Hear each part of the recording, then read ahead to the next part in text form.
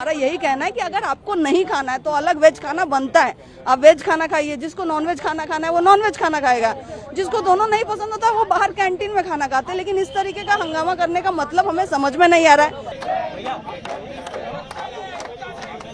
दोपहर में message circulate होना शुरू किया कि एबीवीपी के लोगों ने मेस सेक्रेटरी को भी धमकाया और दिन में जो खाना आया था उसको भी वापस भिजवा दिया। तो आज संडे है, संडे के दिन में जेएनयू के हर हॉस्टल में वेज और नॉन वेज दोनों खाना बनता है।